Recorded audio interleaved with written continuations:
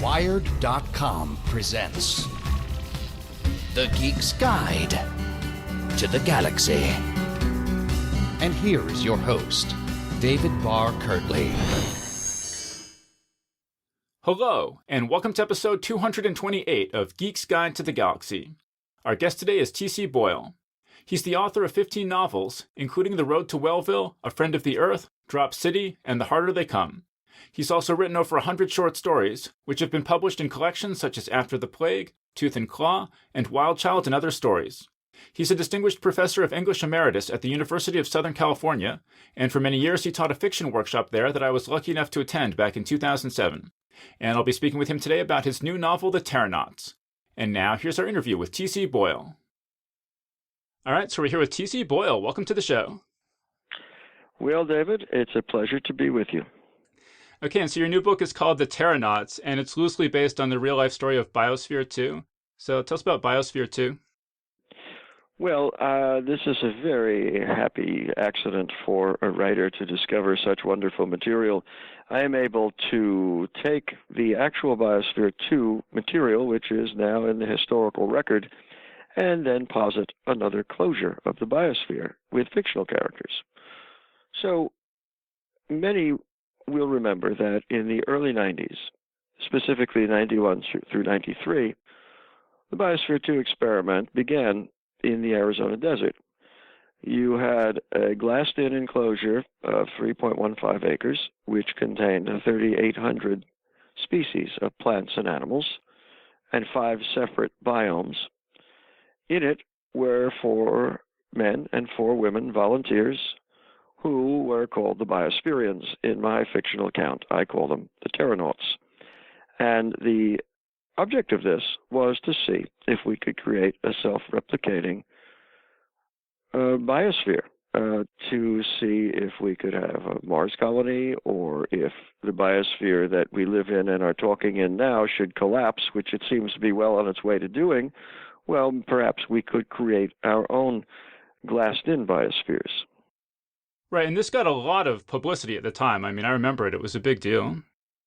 It was huge. I thought I'd write about it back then. I clipped out all the articles from the newspapers and magazines and so on. And NASA was involved early on, although this was completely privately funded by a friendly billionaire. And they aped NASA in terms of the way they publicized it, in terms of the big celebration with bands playing and celebrities and so on when they went in for their closure. It was a huge deal, and these people fought. They fought each other and competed to be one of the 8. There was an initial group of 16. They trained together, but finally, Mission Control of the Biosphere selected 8. Right, which means that 8 were excluded. Well, you mentioned celebrities, and in the book you have William Burroughs present at one of these things. Was he actually involved? Yes, he was. What is fascinating about the Biosphere experiment was that it was not government controlled, and it was not NASA. It was private. It was whimsical. And John Allen, the founder of it, had roots in theater. He was a kind of guru. He was very much a New Age kind of guy, and this whole thing had a little bit of that New Age woo-wooism to it, which I think made NASA very nervous ultimately. Right. I mean, so you say in the book that that William Burroughs was always talking about space in the future and how humans should evolve to leave the planet in, quote, astral dream bodies? Yes. And see, this kind of thing tended to make NASA rather nervous, and they did back off their support of the thing. But at first, they were very encouraging. You may know also, David, that NASA is still pursuing the notion of giving us an off-Earth colony, specifically in Mars. Of course, we also have a friendly billionaire like Elon Musk with his own vision. And I think you have to look at the Biosphereans in a similar way to someone like Musk. At any rate, NASA just concluded a one-year closure in the Mauna Loa crater in Hawaii, in which 6 men and women spent 1 year confined. They were, however, allowed to leave, but only if they were wearing spacesuits, so as to simulate what it might be like in a truly alien environment. Whereas the real hook, I think, of the biosphere was that there was absolute closure. And in fact, they perfected this so that it actually had less transference of outside air than the space shuttle. So they really did a great job with this. Right, but then the original experiment, it went wrong very quickly. Yeah. So as I point out in the book, because I am using the real history from the first mission to give a foundation to my fictional second mission, within 12 days, one of the women nearly cut off the tip of her finger in the rice huller. Now, of course, one of the 8 must be a physician, and he sewed it back together and did his best. However, it wasn't looking too good, and she held it up to the glass of the visitor's window for the best handman in Pima County to come and look at it. He said, "You're going to lose that unless you come out and go to the hospital." And so she did.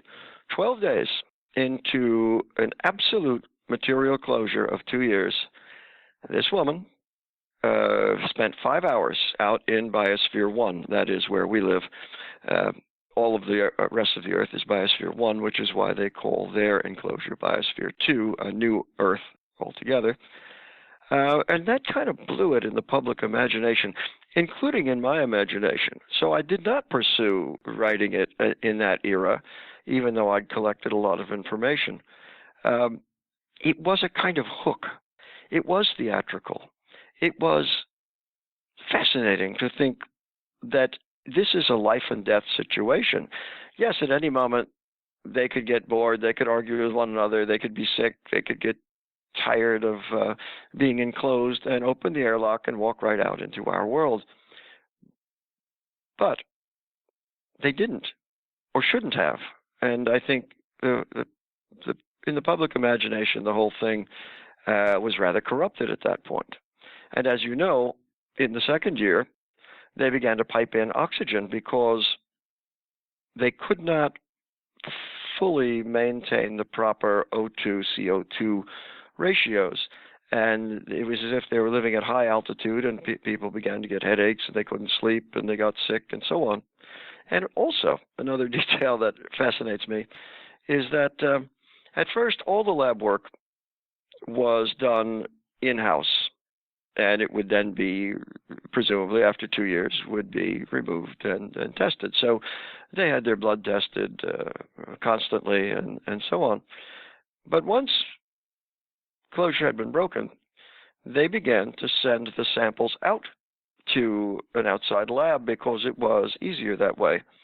Twice during this process, flu entered into the biosphere, and they all got sick, simply because someone hadn't properly washed his hands when sending the test tubes back in.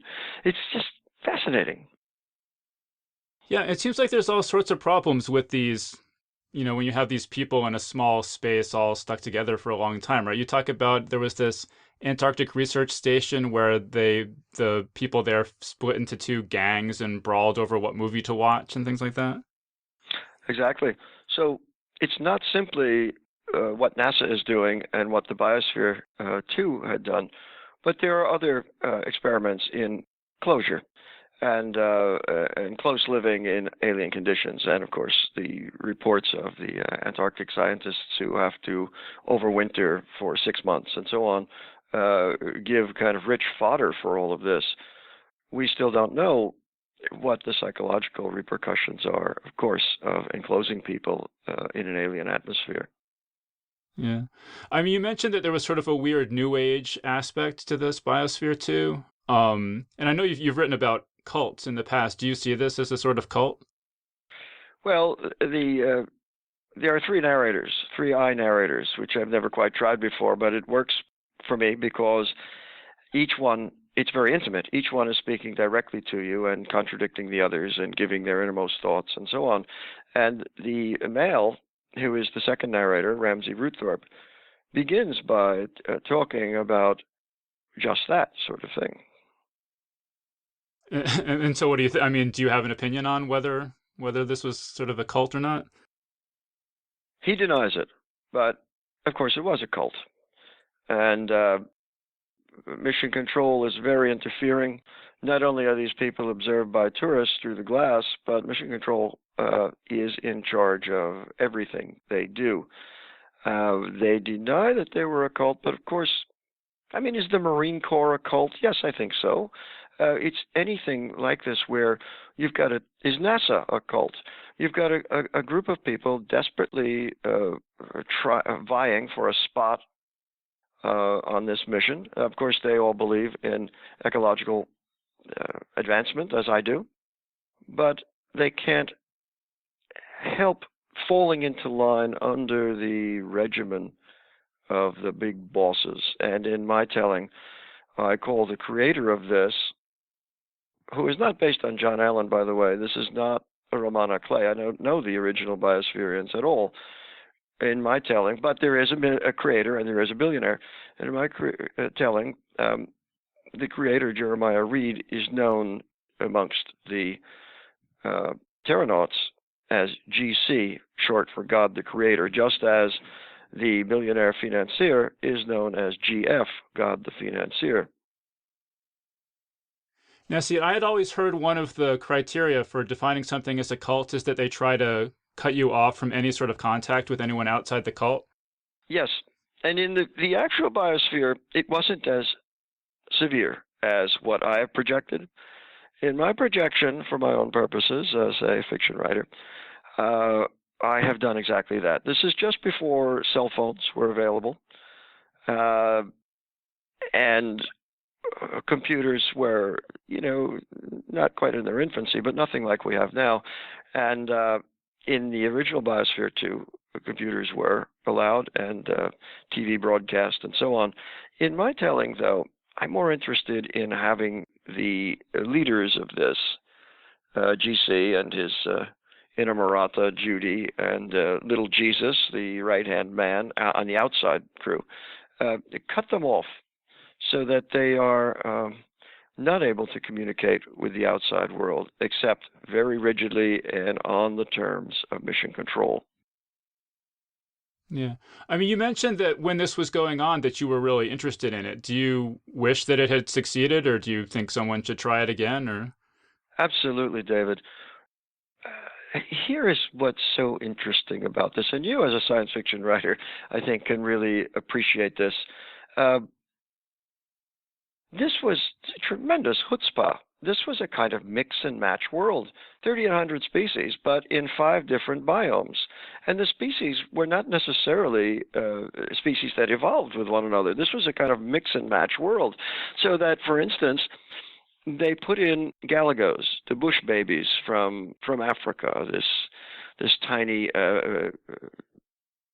pre-simian creature. Why? Well, for fun, for amusement, so they could watch them hurtling through the trees.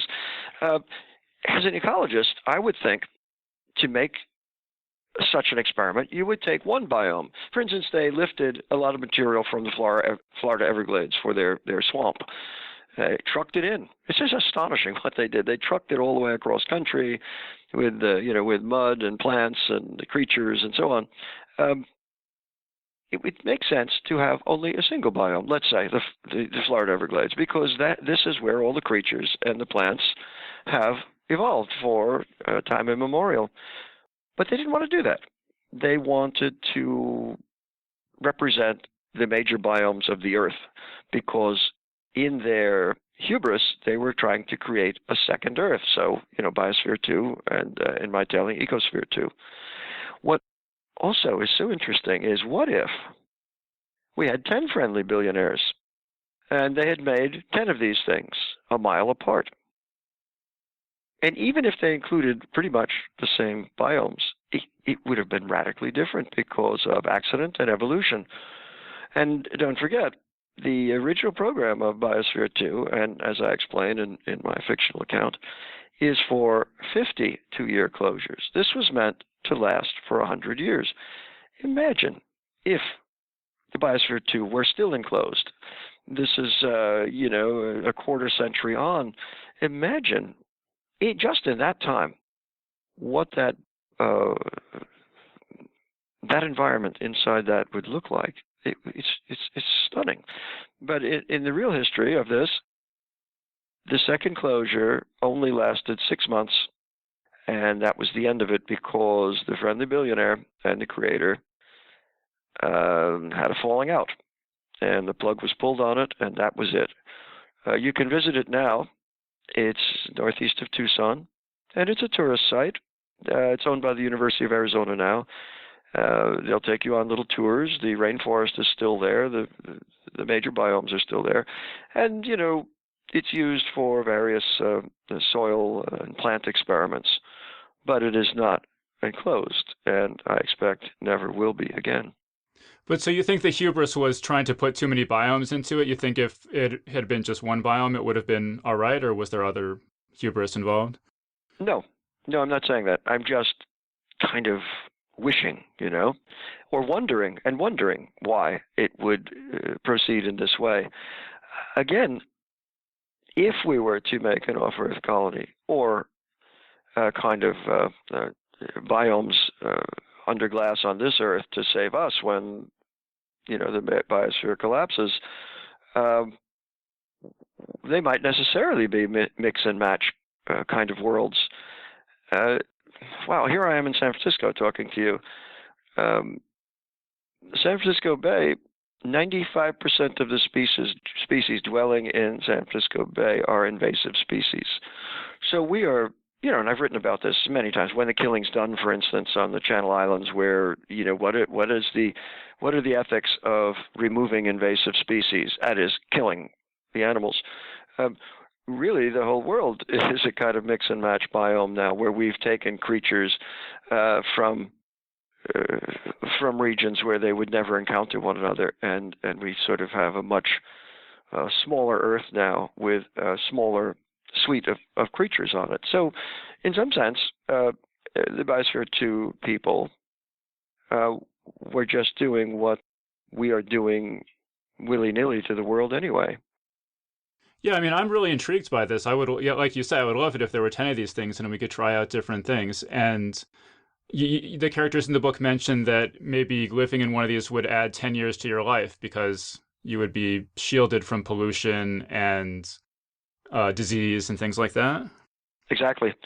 But don't forget, I am, again, in the real history of this, as I point out in the novel, their blood tests showed that their bloodstreams were flooded with DDT and other pervasive chemicals and pesticides that we all are ingesting at all times. And the reason for that is they lost a lot of weight. The men, typically 18% of their body fat, the women 10%, because they were essentially living a subsistence kind of existence under the glass, even though outside they were spending over $1 million a year on electricity to keep the fans and blowers and everything else running. The Terranauts themselves were starving. They were burning more calories than they were taking in. And once that happened, the chemicals that are stored in our fat then were released into the bloodstream.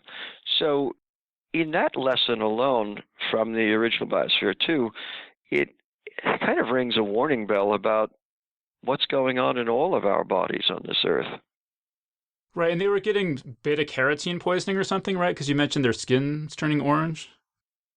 Yeah, their diet was very heavy on yams, for instance. There were few crops that they could grow consistently, and they needed calories. And yes, they all took on a faintly orange glow from, I don't know if they were being poisoned, but from a tremendous excess of beta-carotene. Huh. So, I mean, do you think this is workable, though? I mean, do you think in 10 or 20 years someone might take another shot at this? I hope so. I don't know by work what we mean, really. Wow. Well, the people would be healthy inside, right? And it would be self-sustaining?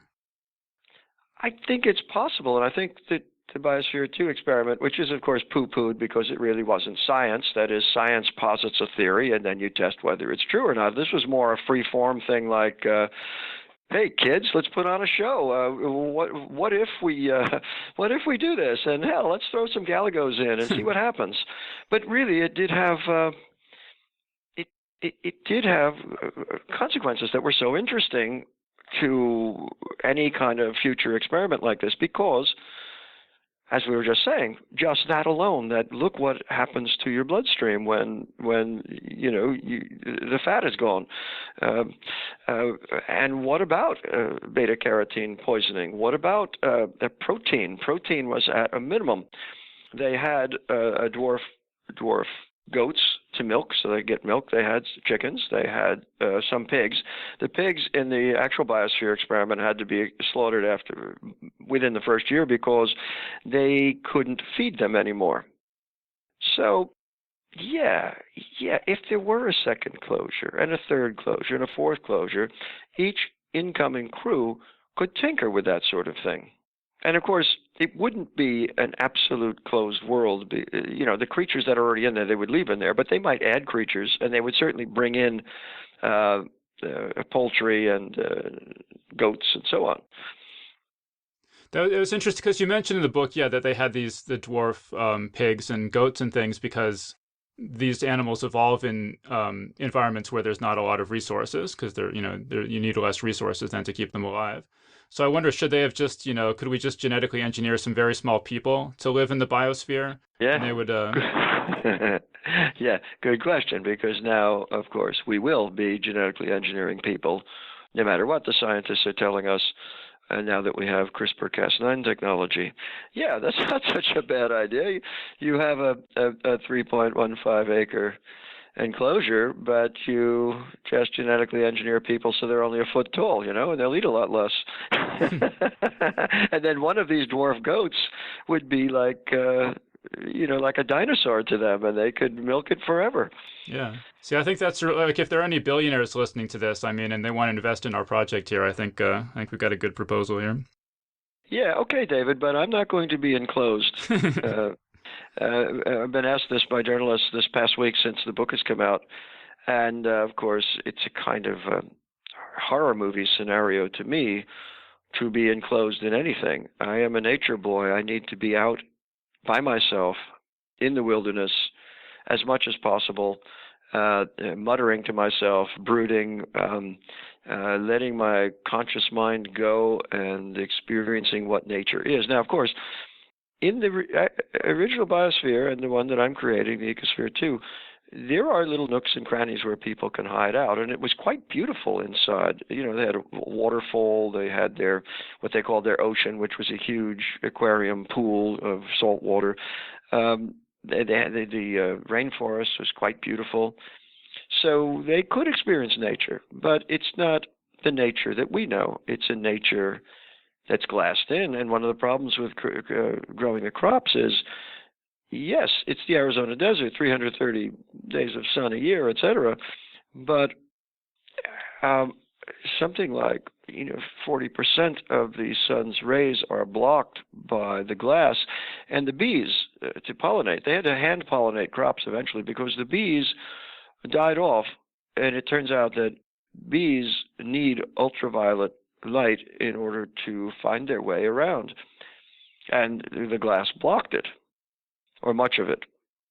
So yeah, it was valid because we discover all of these things that make it so difficult to create a world. And by the way, you may know when NASA did this latest closure they had, so you project a year back from August, Elizabeth Colbert, the wonderful environmental writer who writes often in the New Yorker, wrote a little piece about it. And the idea of NASA doing this with an eye toward having a Mars colony.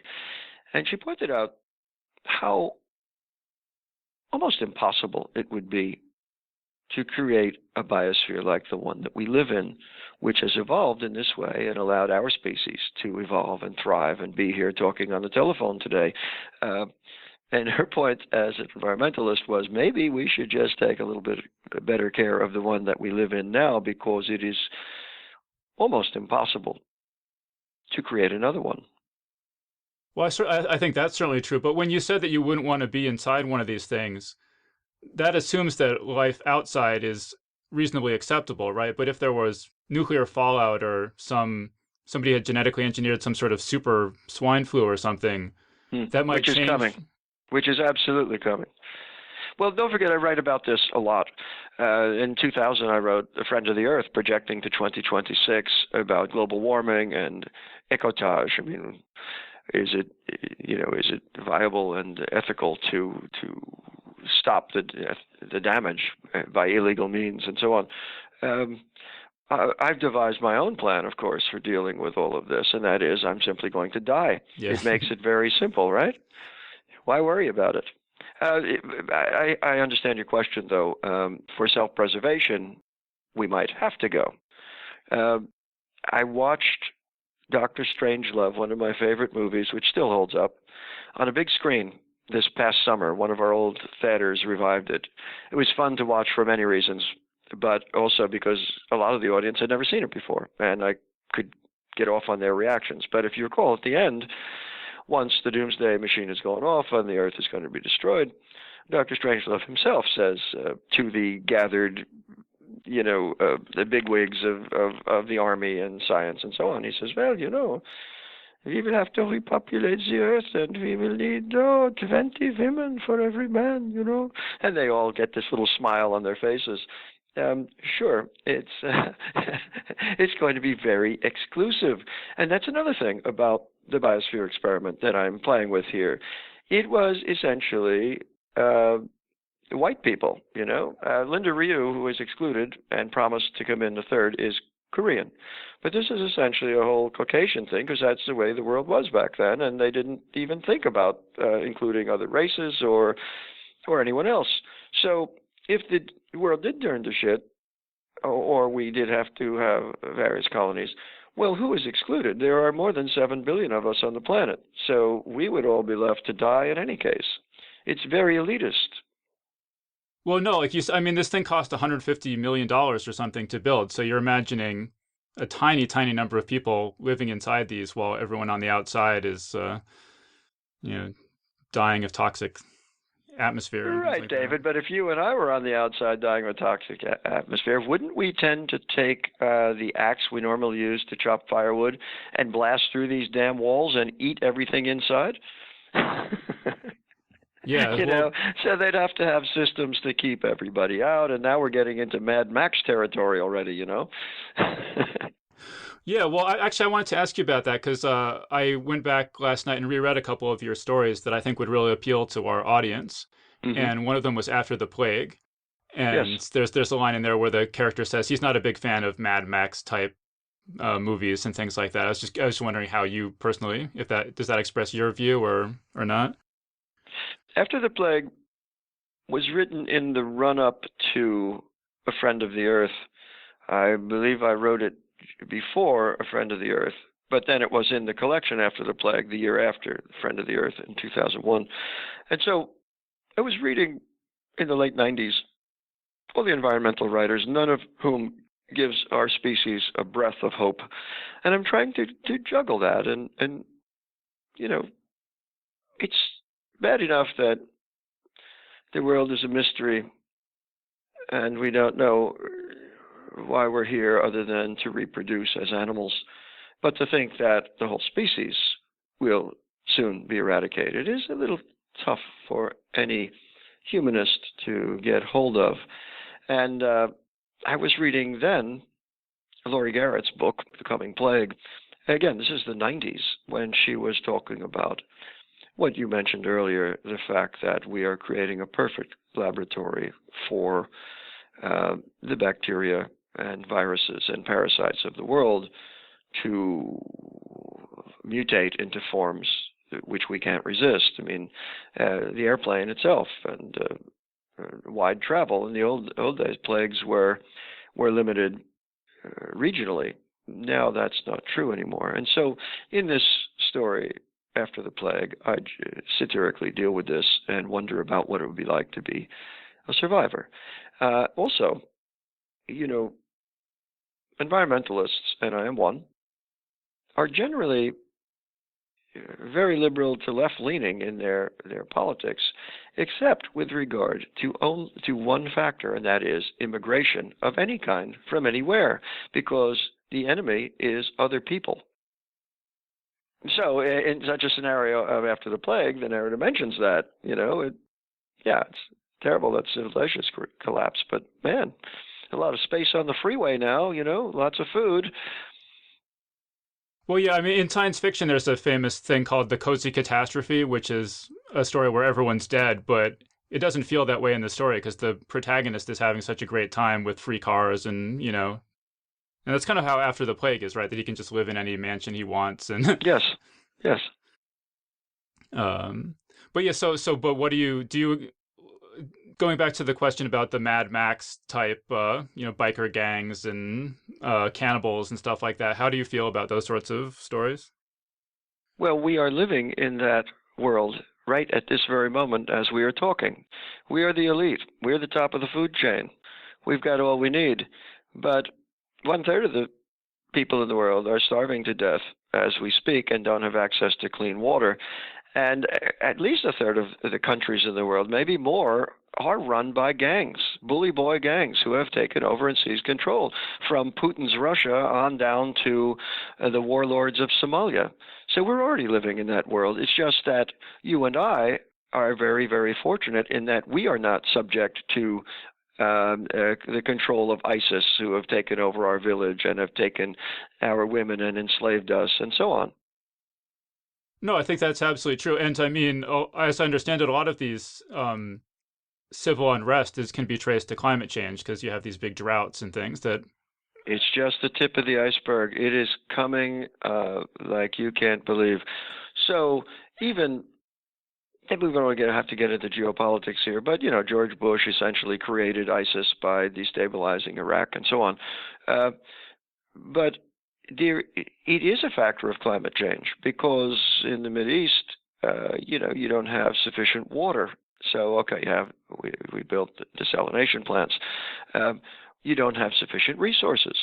And so a gang arises and takes them. And they can have any sort of ideology they want, but really it doesn't matter whether they are following the Quran rigidly as they claim, or as Stalin claimed he was following, the Communist Manifesto. It doesn't really matter.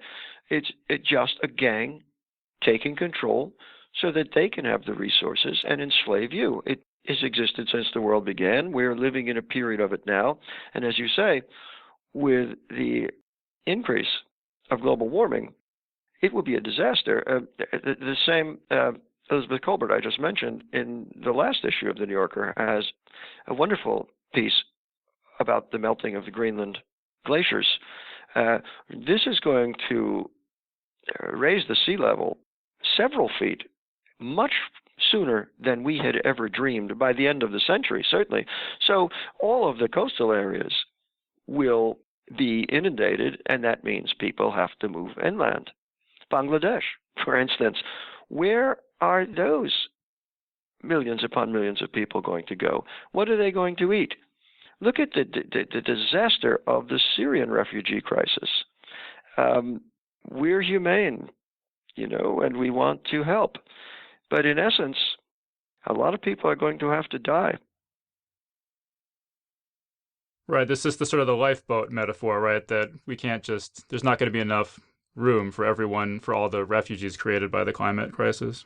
Mm-hmm. But you may remember that I have a solution to all this, because on the Friend of the Earth tour, there was no good news. And, during the Q&A after my readings, I would, field all these tearful questions and people were sobbing and so on. So I came up with this, which I think you may know. If everyone on Earth can abstain from sexual relations for 100 years, no cheating, by the way, the problem is solved. What do you think? Well, yeah, I mean, it seems like, to look on the bright side, Elon Musk will be okay in his dome on Mars, right? So that's kind of the optimistic. Well, I am almost exclusively negative on the environment because it is overwhelming. We see in a single lifetime the radical transformation of the environment. But, maybe it's too little too late, but when I was a kid growing up in New York, there was no notion of a limit of resources. No one even had heard of such a thing as recycling. Everything was thrown in the trash. I myself, in my little forest of an acre plus, I'm creating an environment for the animals. I recycle fanatically. I'm, using all waste matter in mulch and throwing it on the bushes and creating a little sanctuary for animals. Okay, great. And there are many people doing this, but the tide of humanity is overwhelming it. It's optimistic that people are aware and we're talking about it, but maybe it's beyond the tipping point. I don't know. I hope not. I'm not a misanthrope. I love my fellow human beings, especially the women. And I don't really want to see our society and everything we love, David, our literature, our culture, just vanish. But it sure looks like it's going that way. Yeah, well, I mean, it's a question of whether we've passed the tipping point or not. But I mean, if you look at some of these electoral maps where they show, what would the election look like if only millennials voted, it kind of makes you think that, if that continues into the future, we could have a political system that was way more active about dealing with some of these problems. Yeah, good. As opposed to like the worst president in history, George Bush, who not only denied global warming as a shill of the oil companies who bought him into power, but then had his scientists falsify the global warming statistics from real scientists. Yeah, that would help. Yeah, okay. I mean, that is something to look forward to, I guess. Well, because I do feel like, I feel like all these environmental issues are not so much challenging because of the physical realities involved, but because of the political realities involved. I feel like if we had a different political reality, they wouldn't seem as daunting as they do. And so, Yes, but don't forget, what has allowed us, again, to be sitting here, I'm in a nice hotel room, talking on a phone. I burn up lots of, even though I'm a conservationist, I burn up lots of resources on this earth, is capitalism. Capitalism itself is this big wheel we cannot get off of. It posits infinite consumers and infinite growth and infinite product on a finite planet. How could you back off from that?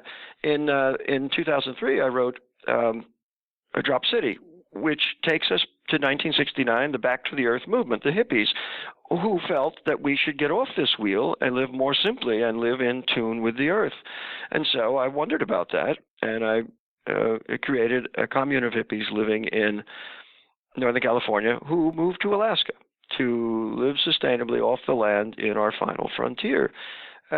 Would that be possible? So that is sort of like the Terranauts, which it takes that world under glass. This is going out into the world that's no longer available to us because it's been decimated. But again, the Back to the Earth movement was not possible simply because there are too many of us.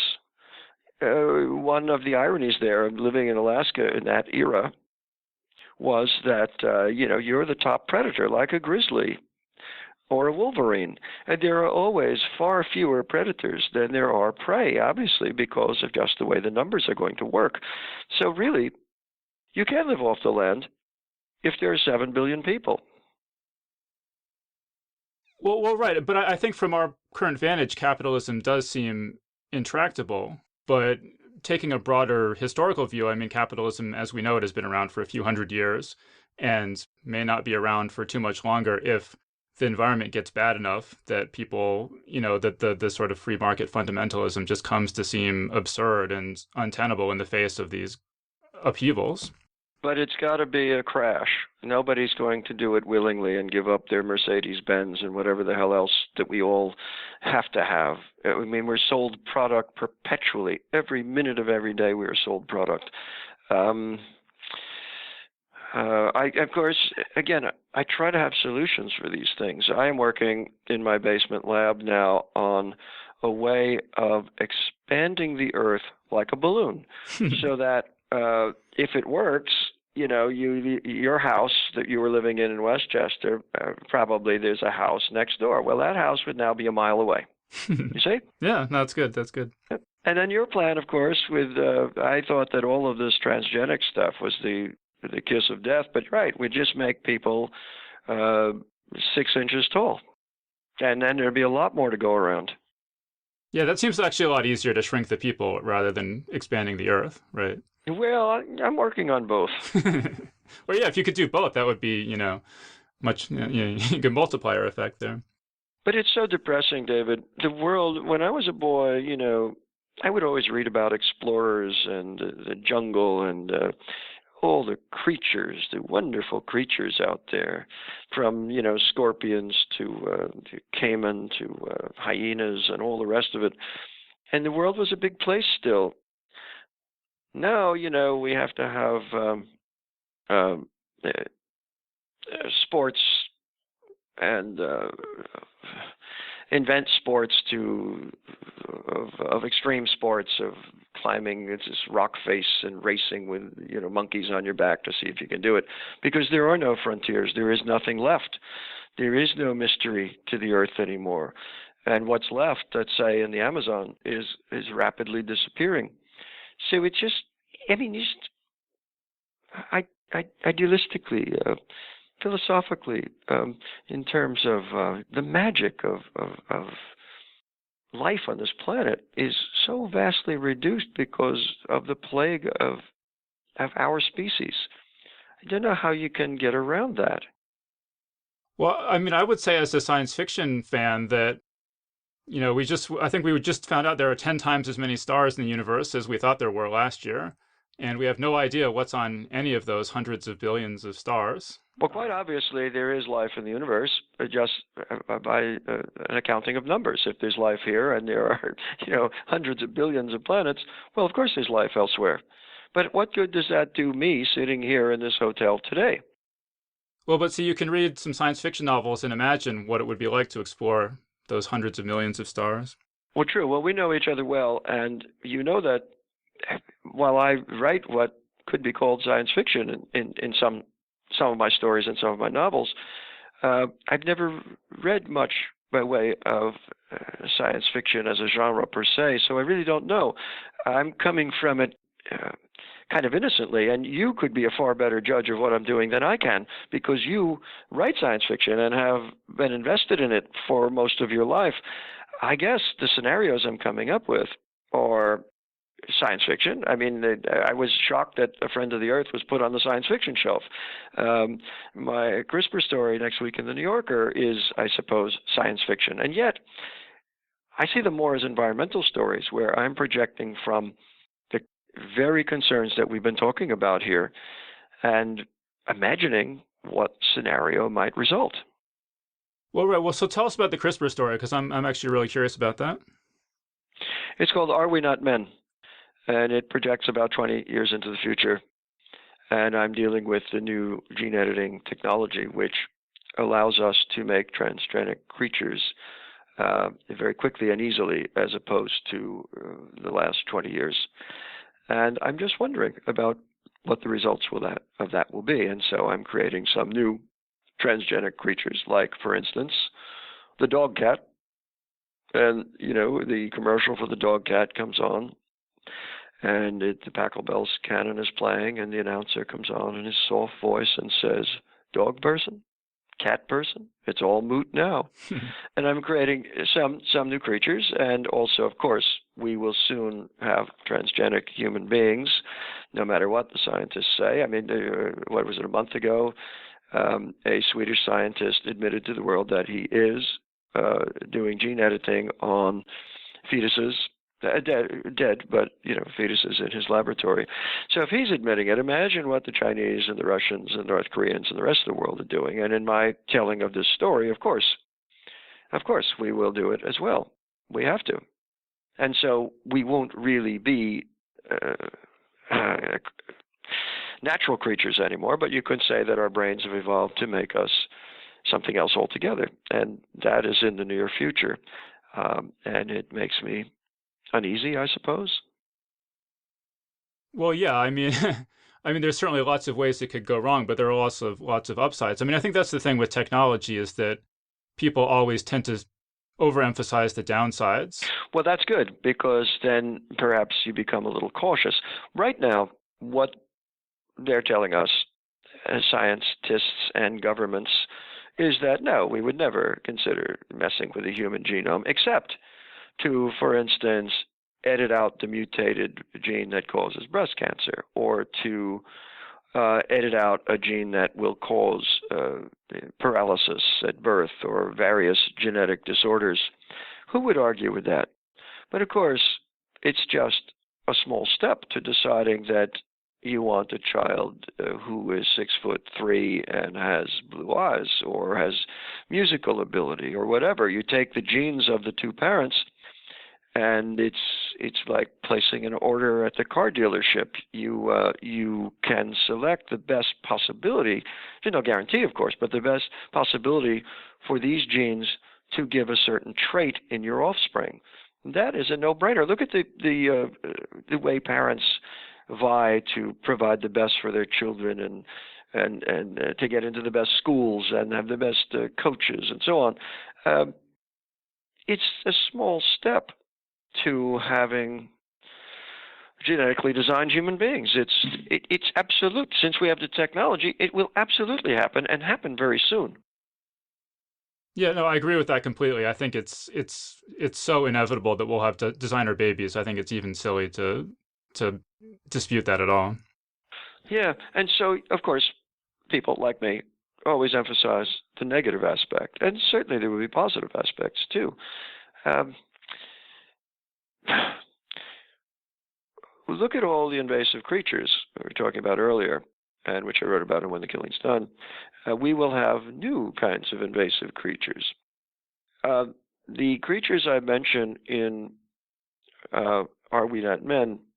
The fun of this story is, toward the end, is a little list of the creatures that have been given us. And the dog cat, of course, and the crow parrot I've invented. But the others, which sound equally crazy, the super cow, the micro pig, and so on, they all are here now. The seahorse that has incorporated gold dust in its genes. Why? Well, just for fun, like having galagos in the biosphere. It's just for fun, why not? But or more to the point, the transgenic salmon, which we created before we had CRISPR technology was perfected. So it incorporates only 3 genes of 2 other fish species into a normal salmon, and it allows the salmon to grow twice as fast. Okay, we need food. We're running out of resources. Hallelujah. But if the salmon should get out into the ocean, which they assure us it never will, it could outcompete the salmon we know, and they could be extinct. And we now have a world that is very much a science fiction world with creatures that did not evolve, but creatures that were created. And again, it goes back to what we're talking about in Ecosphere 2. Creating creatures or forcing them in Ecosphere 2, they would be forced to evolve in their own way. But we are jumping way ahead of evolution and creating creatures, some of them just quite fanciful, just because, what the hell, let's do it. Well, right, but I mean, is genetically engineering a dog cat all that much different, really, than breeding a wolf into a miniature poodle? Yeah, good point. It is not different at all. Yeah, right. All the dogs in the world, from the Pomeranian to the Poodle, are all one species. They can mate with a wolf. They're still one species. But this is selective breeding, which has got us here. Yes, of course, we've done this. The thing is, it's accelerated now, and we can make creatures that are not one species. We can combine 2 species for our own purposes, and it can be good. I mean, the super cow just has had its genes edited so that it creates more muscle mass and more meat, just like this transgenic salmon, which grows at twice the rate of a normal salmon. This could be a solution to food problems on the Earth. Right, yeah. So the technology just has so much potential to solve problems, but then, as we mentioned, with genetically engineered swine flu or something, of course, it's very, very worrying. Oh, yeah.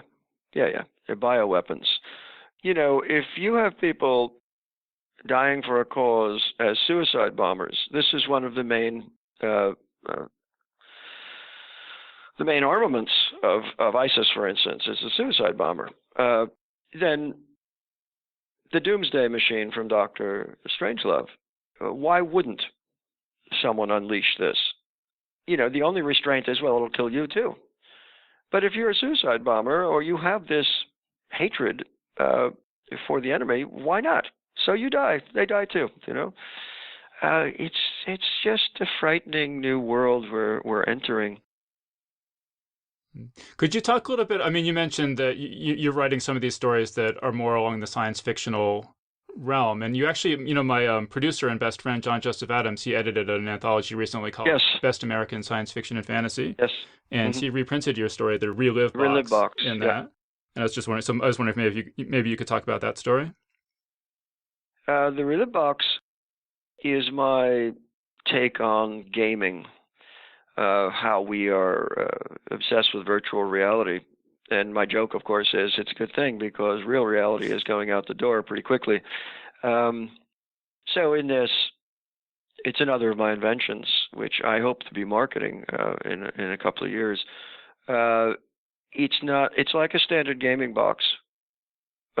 It has a retinal beam that only you can operate. You could be in a room doing it, and no one else can see what this produces. What it produces is you give it a date of your life because your memories have been put into it, and you can see in 3D the scene of any time of your life.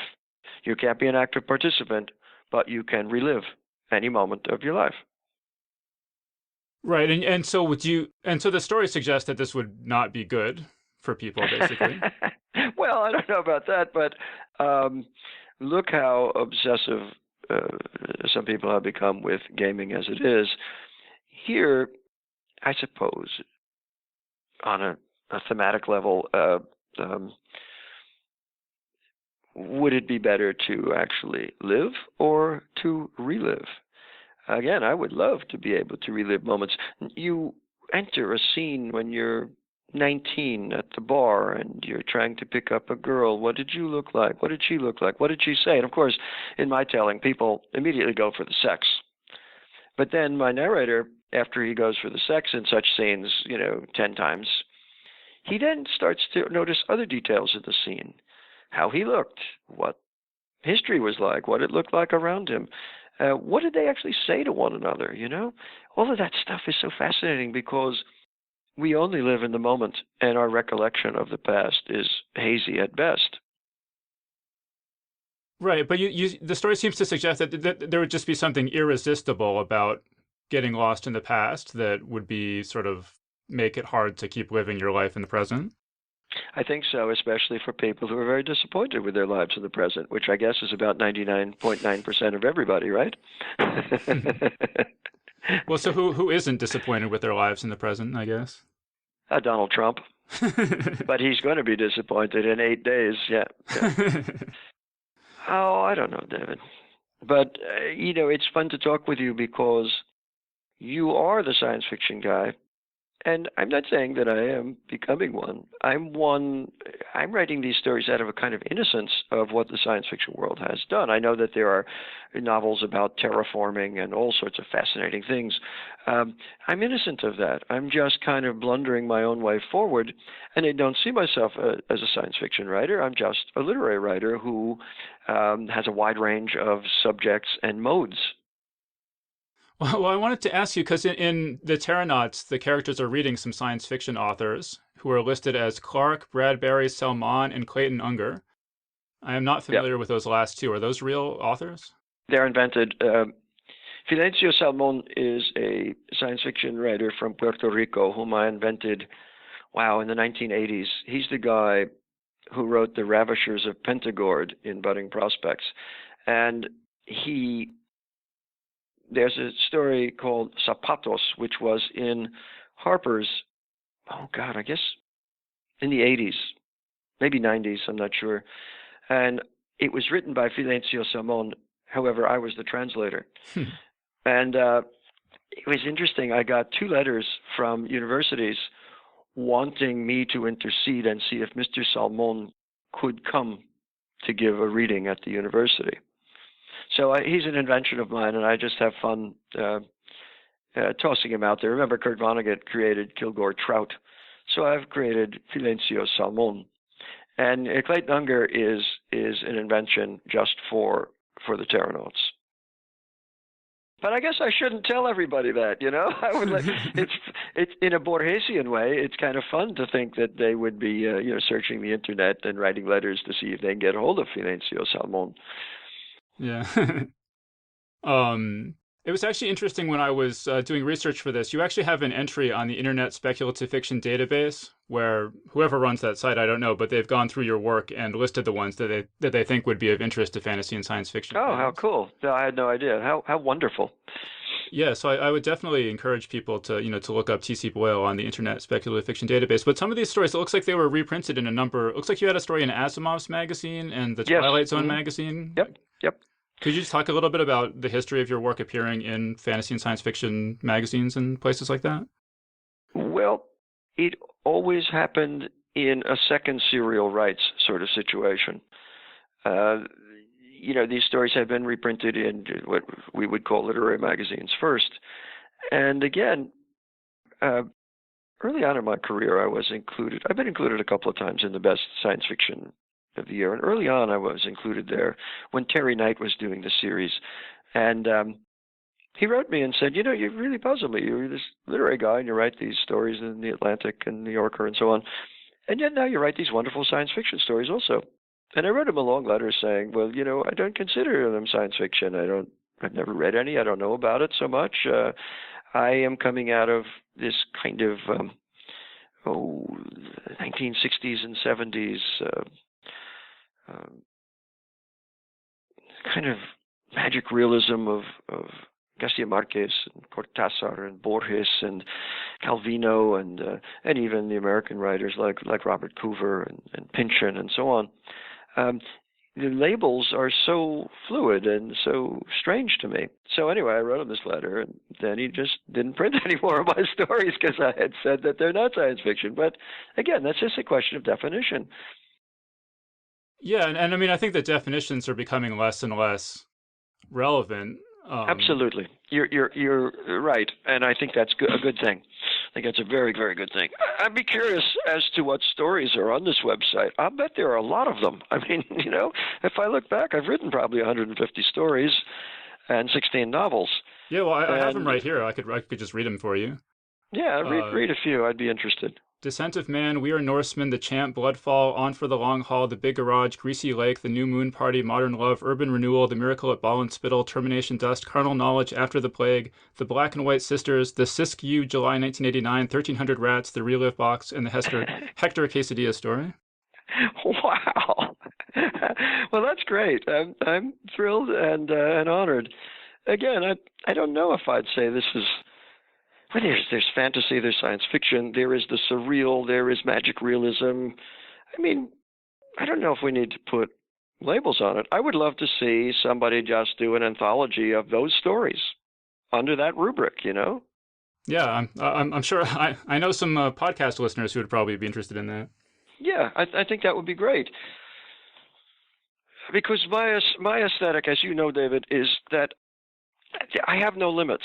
A lot of literary writers write from their autobiography, or they write strictly in a realistic mode, or whatever.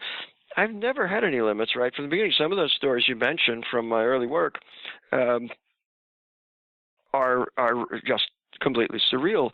And for years, fans would ask me, well, why aren't you writing those stories again? But if you look through my books, there are a couple of them in every book. And I think my intention or my hope or my interest in the Relive Box and other stories was to write more of that sort of story. So as you'll see with Are We Not Men and a couple of others in this new collection would be put in an anthology of the stories you just read. But also there are stories that are straightforward realism, as I was saying earlier, like The Fugitive, which was at the New Yorker earlier this year, I think in June or May or something.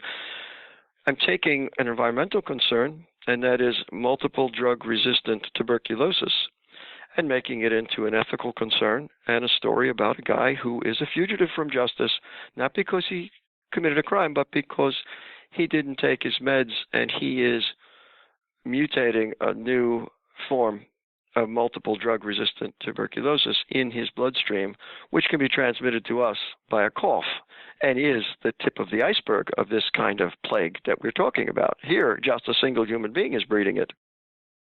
Yeah. Well, I mean, because when you talk about the artistic freedom, certainly the way that the world was presented to me when I was younger was you can either be a literary writer, in which case you write about the real familiar world around you, or you can be a science fiction writer, in which case you can write about anything you can imagine, but you can't write about the real world around you. And these are your choices, and it's kind of a shitty choice to have to make. So we are breaking those boundaries down, you know? Yeah. It seems to be. I did really want to ask you about the story of Bloodfall that I mentioned on this list, because that's one that's always really stuck in my mind. Could you just talk about how you came up with that story? Very few of my stories come from a dream image, but that one did. And the dream image was simply blood on snow. And I don't know. All my stories and all my novels just begin with an image, and then I translate it into words, and I follow the words. I'm lucky to have a kind of innate gift of structure, I guess, which enables me to see what the story scenario will be as it progresses. I mean, could you say a little bit about the characters in the story? My girlfriend and I reread the story last night, and she was wondering if the characters were part of a cult or something, because she said they all seem to be wearing white and have slippers and just seem sort of... Yeah, sure. And of course, they're part of a cult, and it's also a kind of a little fable, and maybe it's my very first book and one of my early stories, and maybe it is. All the stories you mentioned that are from that book, but particularly that one too, might be kind of suggesting the themes and concerns that I finally have evolved in terms of the environment and the mixing of modes and my refusal as an artist to be limited to what I've already done before or what has already come before me, and just try to find my own way in any sort of mode at all. What the foundation holds it all together is the language. I would think that if you know my work well, you could pick up a book blind and not know it's by me and read a paragraph or two and identify me. It has to do with style and use of language and rhythm in a way that I suppose I can't adequately talk about. Someone else would have to do this. But we talk about style. If you love a rock and roll band, for instance, and you're listening to the radio, irrespective of just the chords, you hear a vocal, and you know immediately who it is. And I think that style has something to do with that in literature, too.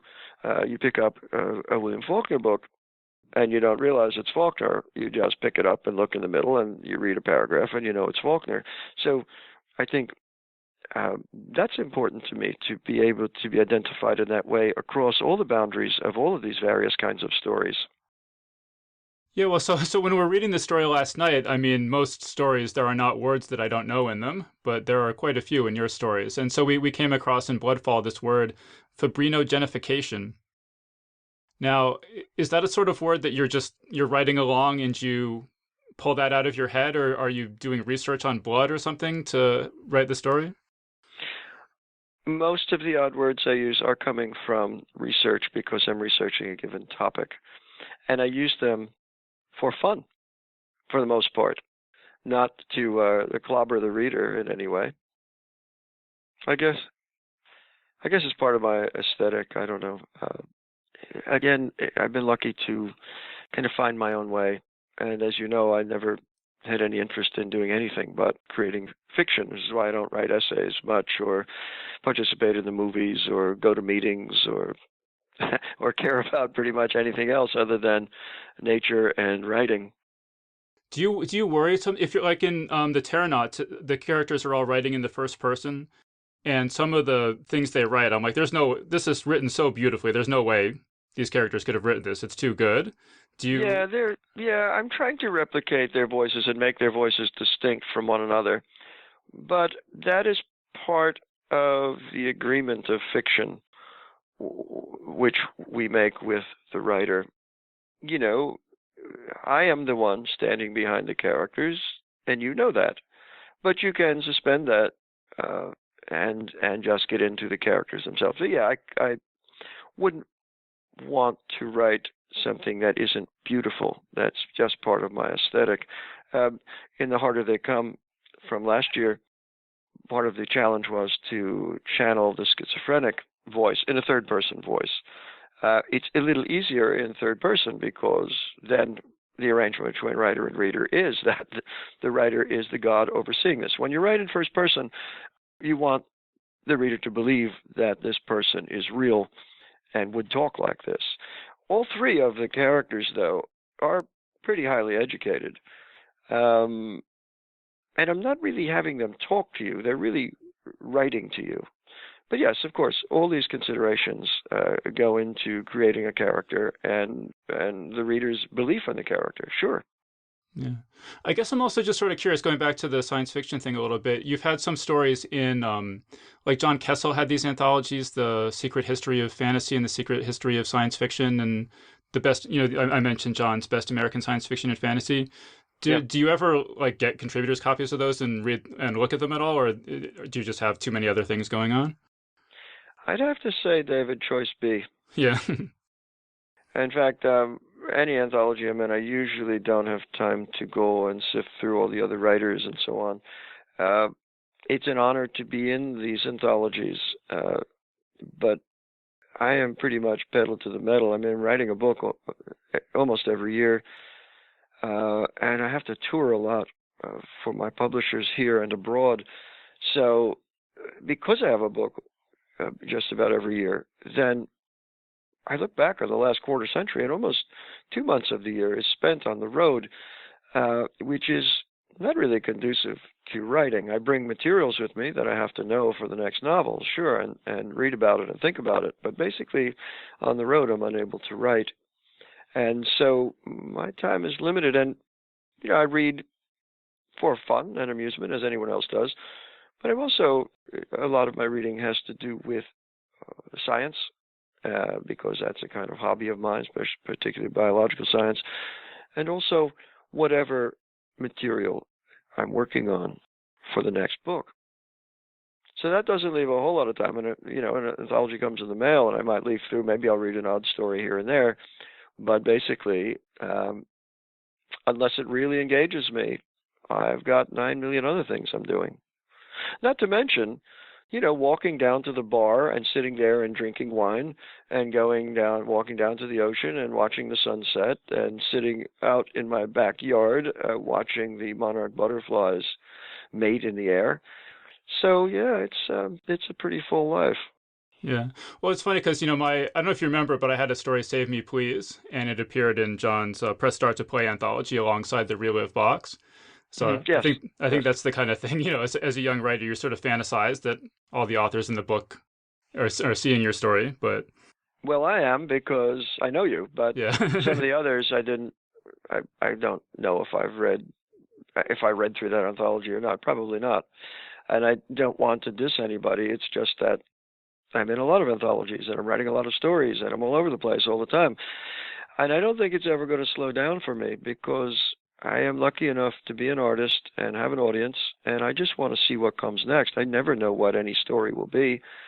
And it's, as you know, it's so exciting to get out of your own brain for a while and to make something out of nothing and see it come together. It's almost a kind of magic. So I've not got to the end of that yet. Has the touring, has that, I interviewed Kazuo Ishiguro a while back, and he was saying that becoming like it's changed so much that touring has become so much of being a writer that it's almost like it feels like that's your job and the writing is an accessory to that. I wouldn't agree. But you don't have to tour if you don't want to. Uh, as you know, I'm a showman. I used to be the singer of the rock and roll band. I love the audience, and I love what made us literary guys in the first place is being read to and hearing a voice and imagining a story, and you're sitting in a darkened room. I love nothing better than to project a story onto the audience. Yesterday I read Are We Not Men? I'm supposed to be reading from the novel, but I just told them about it, and I read Are We Not Men, and it blew them away. It was great. I could see them laughing and thinking and enjoying. It's something I really like to do.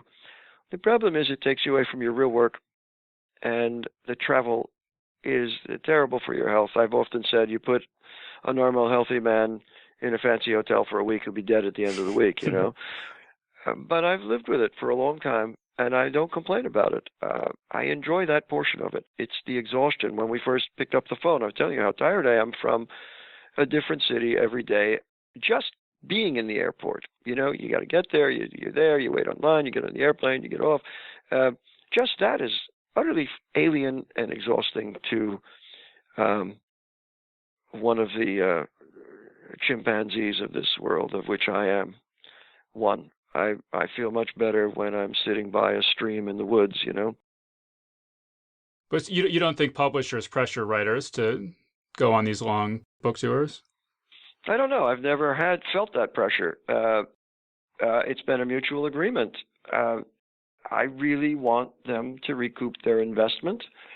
I never became a writer in order to make money, and I've never thought of any kind of scenario to write that would make money. I simply do what I'm going to do because, as this whole conversation between us has shown, we are people who think deeply about things and want to express them. So, yeah, I want to help my publishers as much as possible, but I could say to them, tomorrow, I'm tired, I'm not going anymore. That's the end of it. So maybe my book sales would decline. Maybe they wouldn't promote me as much. I don't know. You know, ideally, like in the old days of Hemingway, you write your book and you go to Spain for 2 months, and maybe a month later somebody sends you a review and a check. But it doesn't work that way anymore because there are too many of us, and we're all fighting for a limited audience and limited attention.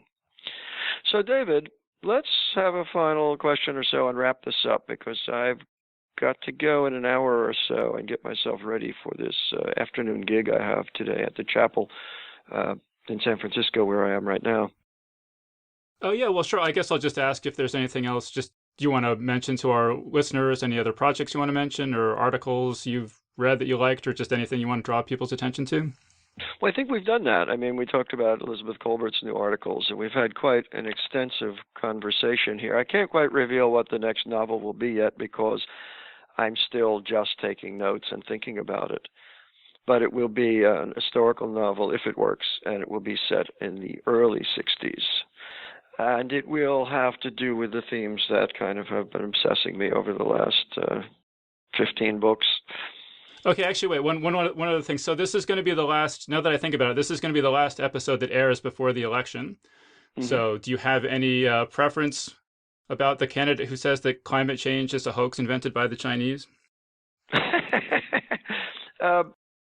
I am a lifelong left-leaning Democrat, and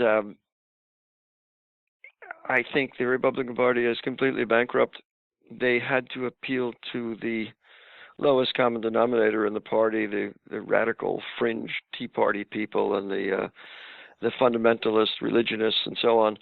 And in this totally inappropriate buffoon of a candidate who will soon vanish back down the stinkhole of reality TV where he belongs, they are getting their just desserts, which is why they're all bailing out on him. I think this would be the greatest landslide in American history, and the danger is we'll be getting close to being a one-party system because, I mean, look who they ran last time, Mitt Romney. Who would vote for Mitt Romney unless you happen to be a billionaire dedicated to screwing people over yourself? At least he'd been the governor. You know, I'm ashamed for America that this is the best they can do. All right, so I think that's a good note to end on. Yes, David. It's great to talk with you. good luck in your new digs in Queens. Oh, no, thank you so much. Yeah, and so the book, again, it's called The Terranauts. The author is TC Boyle. And so, Tom, thank you so much for joining us. You're welcome. And that was our interview. So big thanks again to TC Boyle for joining us on the show. And as Tom mentioned right at the end there, my girlfriend Stephanie and I just moved in together in an apartment in Queens. We're really excited to be able to spend more time together. The apartment is reasonably close to where Stephanie works, and I'll also be a lot closer now to all the literary events going on in New York City, which I think will really benefit this podcast. The downside is that New York City, as you probably know, is ridiculously expensive, and so paying New York City rent is a big new expense for me as a poorly paid writer/podcaster. So financial support from our listeners would really be appreciated now more than ever. So as always, you can sign up to give us $1 or $2 per episode over at patreon.com/geeks.